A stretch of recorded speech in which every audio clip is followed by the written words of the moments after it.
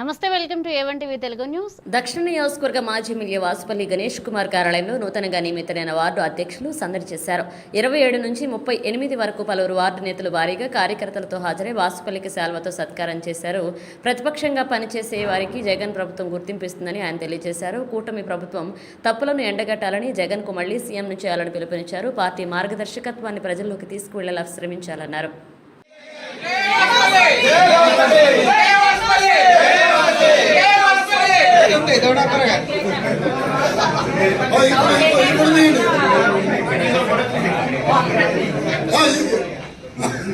Chairman గారికి madam ఒకసారి sir వాటికి పోతున్నాడు సార్ వాటికి పోతున్నాడు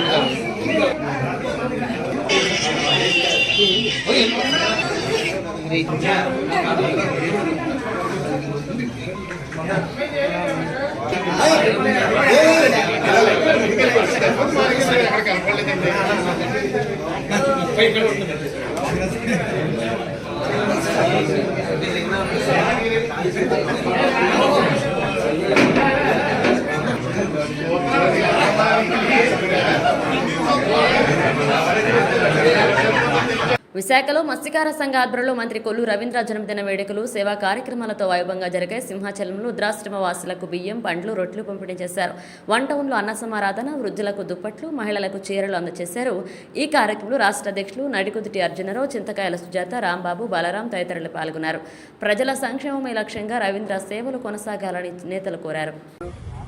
మన జాతి ముద్దుబిడ్డ ఆయన జన్మదిన శుభాకాంక్షలు తెలియజేయడానికి కొరకు మరి రాష్ట్ర కార్యవర్గం తరఫున ఈ పళ్ళు, బియ్యం పంపిణీ చేయడం జరిగింది.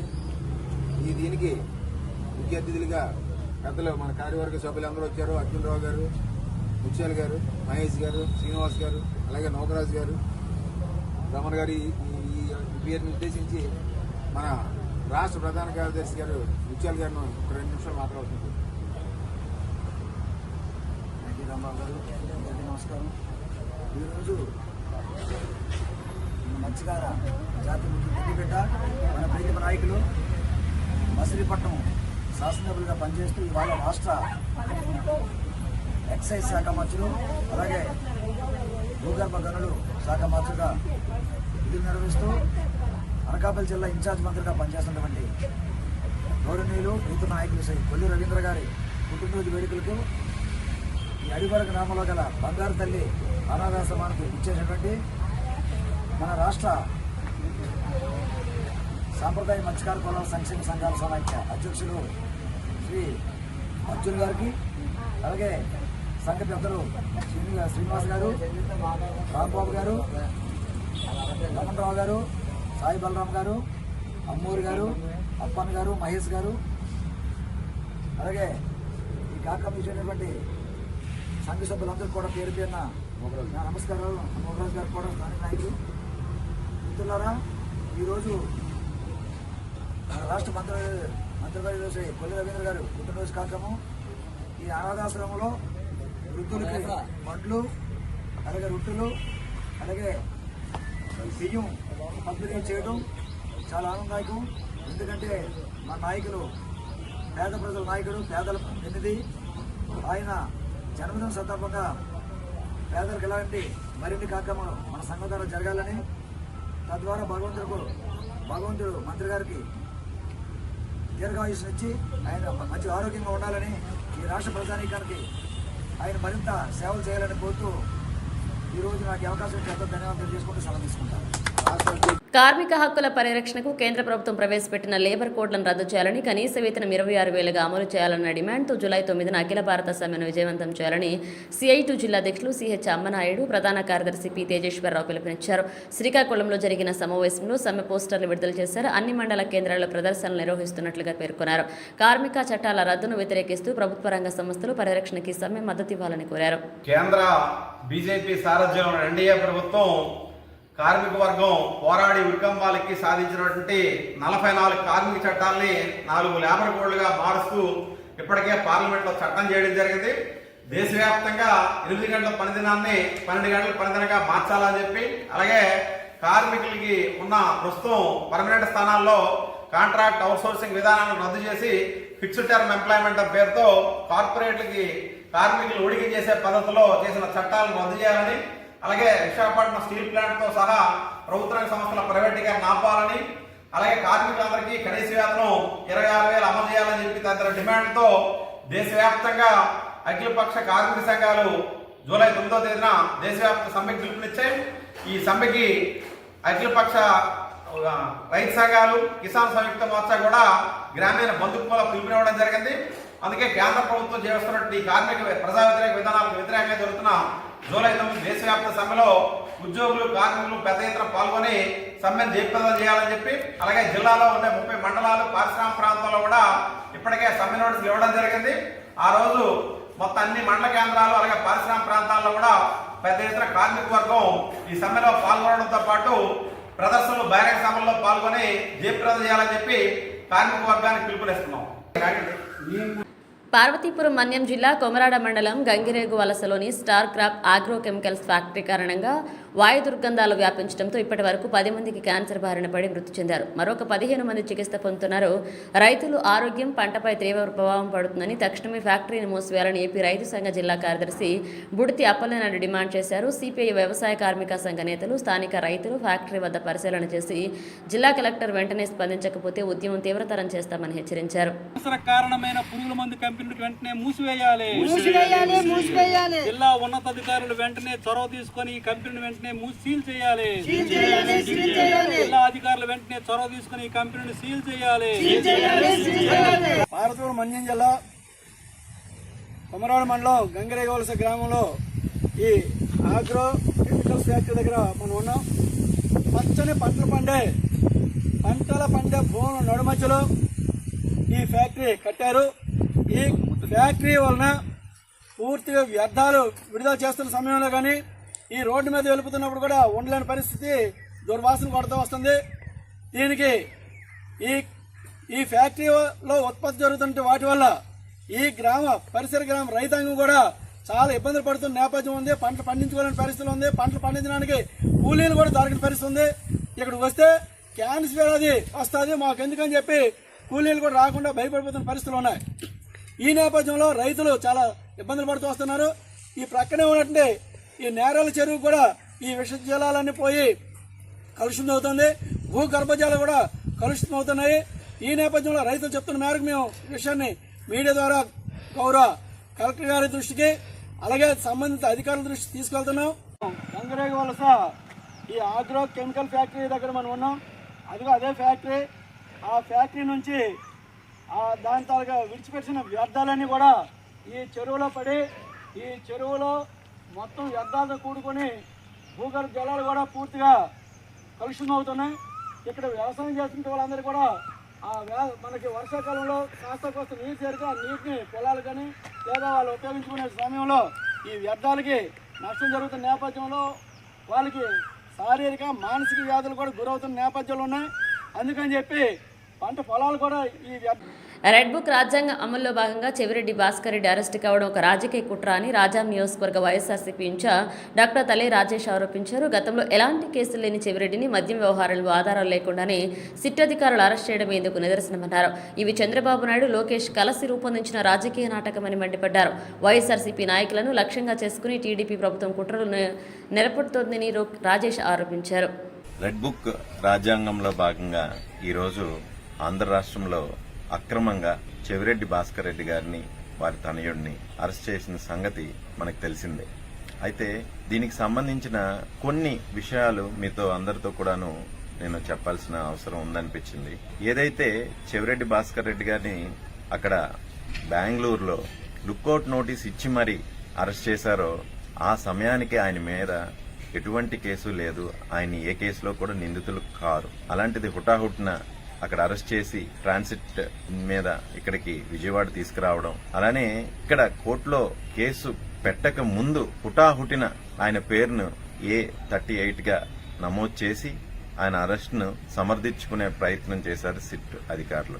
ఇది చాలా బాధాకరమైన సంఘటన. ఎందుకంటే గతంలో కూడాను చాలా రకాలుగా ప్రయత్నాలు చేశారు. వీరి దగ్గర పనిచేసినటువంటి గిరి అనే ఒక విఆర్ కి సంబంధించిన కానిస్టేబుల్ అయితే ఎన్నో రకాలుగా చిత్రహింసలు చేసి ఈయన మీద నిందితులుగా చేర్చి అరెస్ట్ చేయాలని చూశారు, కానీ వారు దానికి సహకరించలేదు.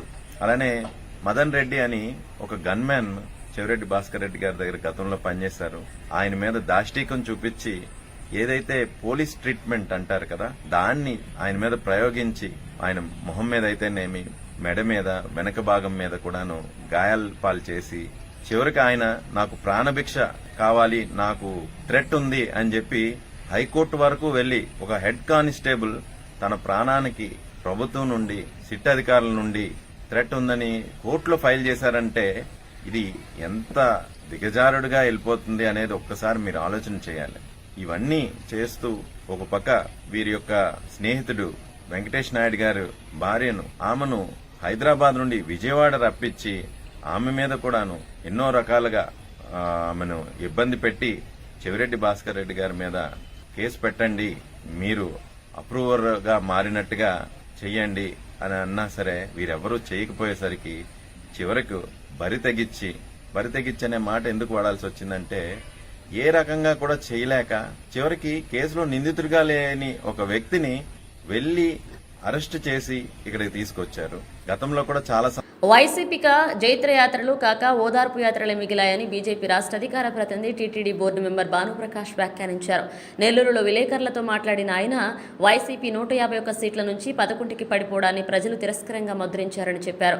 తిరుమల గౌరవాన్ని దిగదార్చిన వైసీపీ పాలనను ఖండించిన ఆయన రౌడీయిజం ప్రోత్సహించిన నేతలపై కఠిన చర్యలు తీసుకోవాలని డిమాండ్ చేశారు. రానున్న రోజుల్లో వైసీపీ ప్రజల్లో ఆదరణ కోల్పోయి పూర్తిగా సున్నాకు చేరే అవకాశమే ఉందని భానుప్రకాష్ హెచ్చరించారు. జగన్మోహన్ రెడ్డి ఆటవిక రాజ్యం అంటే ఎప్పుడో కొన్ని వేల సంవత్సరాల ముందు ఇలా దాని ఏమంటారు ఒక మారణాయుధాలు పెట్టుకొని దాడులు చేసుకునేవాళ్ళు. ఈరోజు యాంత్రిక యుగంలో ఉన్నాం, మనం డిజిటల్ యుగంలో ఉన్నాం. ఏ విధంగా ఉంది డెవలప్మెంటు, ఏ విధంగా ప్రపంచం ముందుకు పోతా ఉంది, రాజకీయాల్లో ఏ విధంగా ఉండాలి అనే ఇంకిత జ్ఞానం కూడా లేకుండా జగన్మోహన్ రెడ్డి వ్యవహార శైలి రోజు రోజుకి మితిమీరిపోతా ఉంది. నాకైతే డౌటు, ఓటమి చెందిన తర్వాత వైసీపీ పార్టీ ఫ్యాన్ రెక్కలు ఆంధ్రప్రదేశ్ రాష్ట్ర ప్రజలు విరిచేసిన తర్వాత జగన్మోహన్ రెడ్డి మానసిక స్థితి సరిగ్గా లేదేమో అని చెప్పి ఆంధ్రప్రదేశ్ రాష్ట్ర ప్రజలు భావిస్తున్నారు. ప్రజలు ఇవ్వాల్సినటువంటి ప్రతిపక్ష నాయకుడు హోదా నాకు కావాలని చెప్పి ఏదో చిన్నపిల్లకాయలు చాక్లెట్ అడిగినట్టు నాకు ఇవ్వండి అని చెప్పి అడుగుతున్నారు. అయ్యా అది ప్రజలు ఇవ్వాలా? నువ్వు ప్రజల ఇష్టాలు, ప్రజల కష్టాలు తెలుసుకొని నువ్వు 2019 నుంచి 2024 వరకు నువ్వు ముఖ్యమంత్రిగా పనిచేస్తుంటే ఖచ్చితంగా నీకు ఏదో ఒకటి ఇచ్చి ఉంటారు. నేను చాలా సందర్భాల్లో చెప్పడం జరిగింది, ఏ రాజకీయ నాయకుడైనా సరే మంచి పని చేసి ప్రజల గుండెల్లో ఉండాలనుకుంటారు. కానీ జగన్మోహన్ రెడ్డి ఆంధ్రప్రదేశ్ రాష్ట్ర ప్రజల ఇంటి గోడలపైన మాత్రం మిగిలిపోయారు. ఒక సక్సెస్ఫుల్ సీఎంగా కాకుండా గోడలపై స్టిక్కర్ సీఎంగా మిగిలిపోయాడు. అది ఆయన ప్రజలు 151 స్థానాలు ఇచ్చారయ్యా నీకు.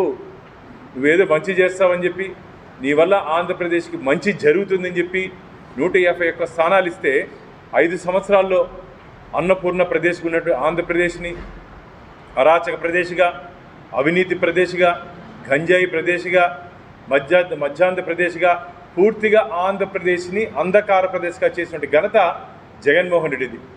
ఈరోజు సుదీర్ఘ అనుభవం ఉన్నటువంటి చంద్రబాబు నాయుడు గారు కానీ, మా కూటమి నాయకులు పవన్ కళ్యాణ్ గారు కానీ, మా భారతీయ జనతా పార్టీ రాష్ట్ర అధ్యక్షురాలు పురంధేశ్వరి గారు కానీ, ఈ జగన్మోహన్ రెడ్డి ప్రభుత్వం చేసినటువంటి విధ్వంసాన్ని గాడి మీద పెట్టడానికే 7 ఏడాది పట్టింది. ఇంత అనుభవం ఉన్నటువంటి ముఖ్యమంత్రి చంద్రబాబు నాయుడు గారు మా కూటమికి ఈ విధ్వంసం పాలన నుంచి ఆంధ్రప్రదేశ్ని వికసిత ఆంధ్రప్రదేశ్గా ముందుకు తీసుకురావడానికి 7 ఏడాది పట్టింది మాకు. అంటే విజయనగరం జిల్లా మెంటాడ మండలంలో ఎంపీడీఓ భానుమూర్తి ఆధ్వర్యంలో ఎంపీపీ రెడ్డి సన్యాసి నాయుడు అధ్యక్షతన శుక్రవారం సర్వసభ్య సమావేశం జరిగింది. ఇందులో బడేవలస ఎంపీడీసీ అనురాధ తమ పంచాయతీలో తరచూ విద్యుత్ సరఫరాకు అంతరాయం ఏర్పడుతుందని వివరించారు. జైతీ పంచాయతీ సాకి వలసలలో విద్యుత్ స్తంభాలు పడిపోవడం వల్ల ప్రజలు ఇబ్బందులు ఎదుర్కొంటున్నారని వైస్ ఎంపీపీ పొట్టంగి దుర్గా తెలిపారు. ఈ విషయంపై స్పందించిన ఏఈ రమేష్ సమస్యలను త్వరలో పరిష్కరించనున్నట్లుగా హామీ ఇచ్చారు.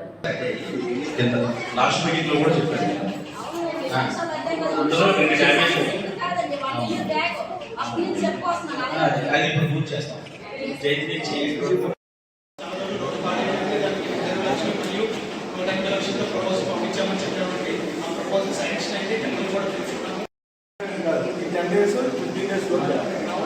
స్టార్ట్ అయిపోయి మళ్ళీ చేసిన మళ్ళీ డిసెంబర్ దాటిపోయి మేము ఈ ఏడాది అంటే ఏప్రిల్ 25 నుంచి మేము 42 యాంటీబయాటిక్స్ని నమోదు చేయడం జరిగింది. 10 మందికి మా పిహెచ్సి వాళ్ళే డెలివరీ చేయడం జరిగింది. ఈ నెలలోనే ఆల్రెడీ 2వ తారీఖు గర్భిణీలకి తనిఖీ జరుగుతుంది. ఆ రోజు అయితే మనకి గవర్నమెంట్ హాస్పిటల్ గజపతి నగరం నుంచి గైనకాలజిస్ట్ మేడం అయితే వస్తున్నారు. గర్భిణీలందరికీ పరీక్షలు చేసి ఏమన్నా హై రిస్క్ ఉన్నవైతే రావడం జరిగింది.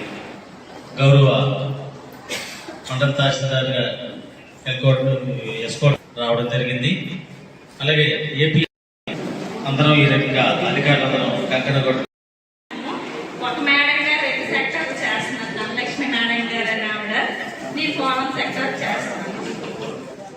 మన 25 లక్షల ఆ రోజుల్లో అంత గ్రాంట్ ఇచ్చింది ఎక్కడ లేదు. ఆ రోజు మేము ఎన్ని తెచ్చాము అందులో వంచి కమిషనర్ వరకు కూడా ఎక్కించాం. మెదక్ జిల్లా కలెక్టర్ రాహుల్ రాజ్ చిన్నశంకరంపేట మండలంలోని మాడూరు జిల్లా పరిషత్ ఉన్నత పాఠశాలలో ఆకస్మిక తనిఖీ చేశారు. పాఠశాల పరిసరాలను పరిశీలించి ఉపాధ్యాయుల నుండి సమస్యలు తెలుసుకున్నారు. సమస్యలను వెంటనే పరిష్కరించేందుకు కృషి చేస్తానని ఆయన తెలిపారు. అనంతరం విద్యార్థులకు నోట్ పుస్తకాలు పంపిణీ చేసి మధ్యాహ్న భోజనంపై ఆరా తీశారు. జిల్లా కలెక్టర్ ప్రభుత్వ విద్యపై ప్రత్యేక దృష్టి పెట్టి ప్రభుత్వ పాఠశాలలను బలోపేతం చేస్తున్నట్లుగా మౌలిక వస్తువులు, నాణ్యమైన పుస్తకాలు, దుస్తులు మరియు మంచి పౌష్టికాహారం అందిస్తున్నట్లుగా చెప్పారు.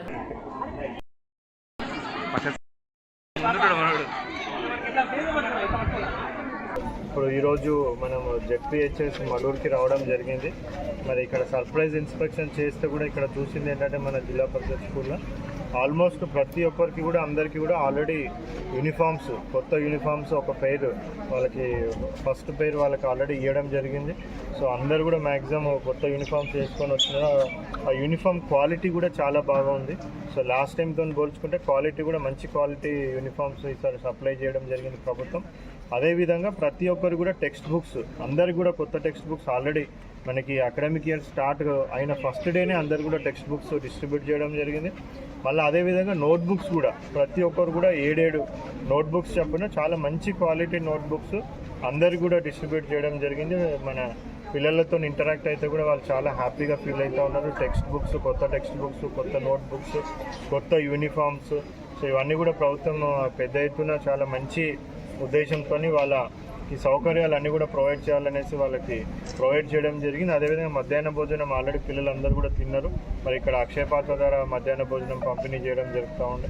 సో ఈరోజు కర్రీ కానివ్వండి, అదేవిధంగా పప్పు కానివ్వండి, అన్నం కానివ్వండి, అంతా కూడా క్వాలిటీ కూడా బాగుంది అనేసి కూడా వాళ్ళ పిల్లలు కూడా అప్రిషియేట్ చేస్తూ ఉన్నారు.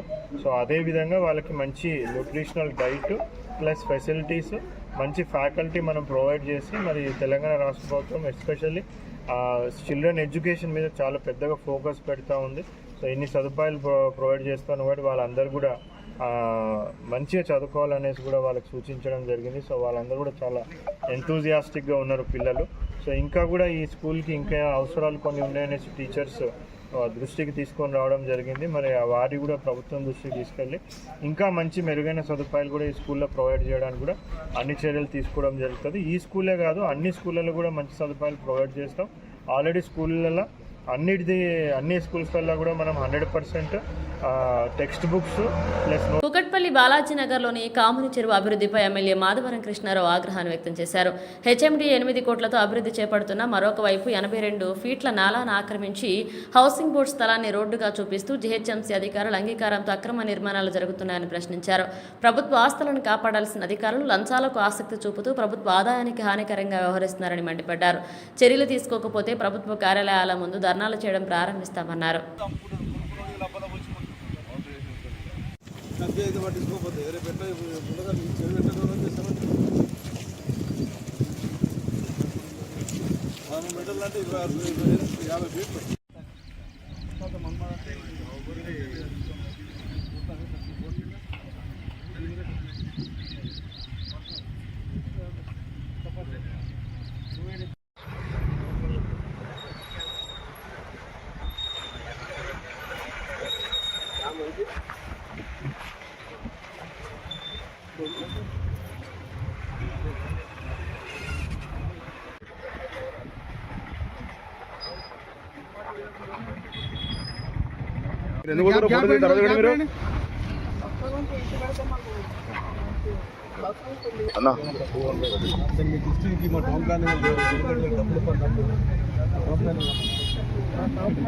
ఇలేశ్వరం మండలంలో రేషన్ బియ్యం మాఫియాపై రెవెన్యూ అధికారులు ఉక్కుపాదం మోపారు. మండలంలోని 44 రేషన్ షాపుల్లో ఎక్కడైనా అవకతవకలు జరిగినా కఠిన చర్యలు తప్పవని డిప్యూటీ తహసీల్దార్ రవి హెచ్చరించారు. పత్రికలు, మీడియా వేదికగా రేషన్ మాఫియా కుతంత్రాలు బయటపడుతున్న తరుణంలో అధికారులు ప్రత్యేక దృష్టి పెట్టారు. అక్రమంగా బియ్యాన్ని డిస్ట్రిబ్యూట్ చేస్తున్న దొంగలపై కబద్దారన్నారు. ప్రజలకు సరైన విధంగా బియ్యం అందించేందుకు నిర్లక్ష్యం వ్యవహరించే డీలర్లపై చర్యలు తప్పవన్నారు. నా పేరు రవి, ఇన్ఛార్జ్ తహసీల్దార్ మారుతున్నానండి. పేపర్లో కానీ న్యూస్లో ఎక్కడైనా కూడా కొన్ని కంప్లైంట్లు వస్తున్నాయండి. అవన్నీ కూడా మా దృష్టికి వచ్చాయి. ఆ దృష్టి ప్రకారం నేను చెప్పింది ఏంటంటే, మండలంలో 44 షాపుల్లో, అంటే అర్బన్ రోడ్లో కలిపి 44 షాపుల్లో ఎక్కడైనా కానీ ఆ షాప్ పరిధిలో సైకిల్ వాళ్ళు కానీ స్కూటర్ వాళ్ళు కానీ రైస్ తీసుకెళ్తున్నట్టు ఆ పరిసర ప్రాంతాల్లో కంప్లైంట్ వచ్చినా, లేక ఎక్కడైనా స్టాక్ పాయింట్ ఉన్నాయని తెలిసిన అట్లా కఠినమైన చర్యలు తీసుకుంటామండి. ఖచ్చితంగా వాళ్ళ మీద 6A కేసు నమోదు చేయబడుతుంది. క్రైమ్ కూడా కంప్లైంట్ చేయబడుతుంది. పోలీసులు కంప్లైంట్ కూడా జరుగుతుంది. ఇంకేదో ప్రతి ఒక్కరు శ్రద్ధగా ఇటువంటి అవాంఛనీయ సంఘటనలు జరగకుండా చూసుకుని తీసుకోవాలని తెలియజేస్తుంది. 44 షాపుల్లో ఎక్కడ ఏ గ్రామంలో జరిగినా సరే కఠిన చర్యలు తీసుకోబడతాయని తెలియజేస్తున్నాను. మల్కాజ్గిరి ఎమ్మెల్యే మరి రాజశేఖర రెడ్డి నేరేడ్మెట్ ప్రభుత్వ పాఠశాలలో విద్యార్థులకు పుస్తకాలు, యూనిఫామ్లు, పెన్సిల్స్, కిట్స్ అందజేశారు. ఈ సందర్భంగా యువత సమాజ సేవలో ముందుకు రావడం సంతోషకరమన్నారు. విద్యార్థులకు అందుతున్న మధ్యాహ్న భోజన నాణ్యతకు ప్రశంసలు తెలిపారు. ప్రభుత్వ పాఠశాలలపై ప్రజల నమ్మకం పెరుగుతుందని బడిబాట కార్యక్రమం విజయవంతమైందన్నారు. స్థానిక యువకులు వినీత్, జగదీష్, సాయి విద్యార్థులకు అవసరమైన విద్యా సామాగ్రి అందజేశారు.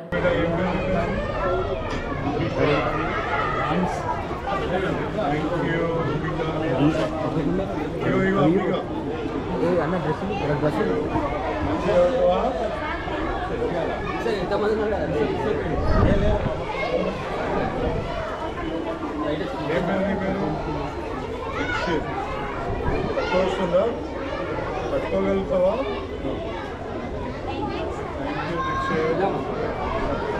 నీ పేరేంటి? నాన్న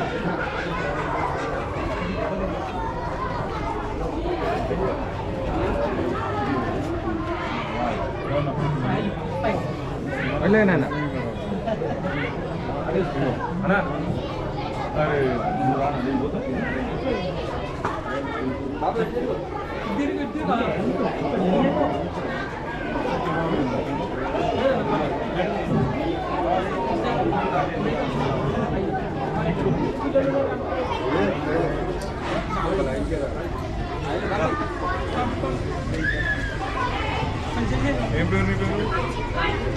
రానా. హాయ్ మేడా, ఏం పేరు నీ పేరు? ప్రియాంక. నెల్లూరు శ్రీనివాసనగర్లో ఉత్తరప్రదేశ్ వాసి జైహింద్ సహాని హత్యకు అతని సలహాలు, సత్ప్రవర్తనపై చేసిన మందలింపులే కారణమని నవాబుపేట సర్కిల్ ఇన్స్పెక్టర్ వేణుగోపాలరెడ్డి వెల్లడించారు. జూన్ 16 అర్ధరాత్రి జరిగిన ఈ ఘటనలో అదే రాష్ట్రానికి చెందిన 2 యువకులు సహానిపై పెత్తనం తట్టుకోలేక నాపరాయితో తలపై మోపి హత్య చేసినట్లుగా తెలిపారు. హత్య అనంతరం పరారైన 2 రాష్ట్రం దాటకముందే పోలీసులు అరెస్ట్ చేయడంతో విజయవంతమయ్యారు. చాకచక్యంగా పనిచేసిన పోలీసులకు అధికారులు అభినందించారు. ఎస్పీ సార్ యొక్క ఆదేశాల మేరకు ప్రతి రౌడీ షీటర్లను కూడా కౌన్సిలింగ్ చేస్తున్నాం. అలాగే 10:30 తర్వాత ఎవరైనా తిరిగితే మటుకు వాళ్ళని అదుపులో తీసుకొని విచారించడము, కఠినమైన చర్యలు తీసుకోవడం జరుగుతుంది. అలాగే ప్రజలు కూడా దయచేసి అనవసరంగా రాత్రి 10:30 తర్వాత అయితే ఎవరు రావద్దు. 10:30 తర్వాత అనుమానించాల్సి ఉంటుంది. కాబట్టి ఈ విషయంలో పోలీసు వారికి సహకరించవలసిందిగా కోరుతున్నాము. అలాగే ఇప్పుడు ఈ ఎక్కువగా స్కూళ్ళు పెట్టే టైం కాబట్టి ఆత్మకూరు బస్టాండ్లో బస్సులు ఎక్కేటప్పుడు కానీ దిగేటప్పుడు కానీ చాలా జాగ్రత్తగా ఉండాలి. రద్దీ ఉన్నప్పుడు ఎక్కువ తొక్కిసలాట, రద్దీగా ఉన్నప్పుడు అంటే నేరం జరుగుతుందనేది గ్రహించాలి పబ్లిక్. అదొకటి మేము పోలీస్ తరఫున తెలియజేస్తున్నాము. మూడవది, ఎవరైనా బహిరంగ ప్రదేశాల్లో తాగితే మటుకు పోలీసు వారు కఠిన చర్యలు తీసుకోవడం పడుతుంది. ఇవి పిలిచిన అప్డేట్స్కి watching A one TV Telugu news.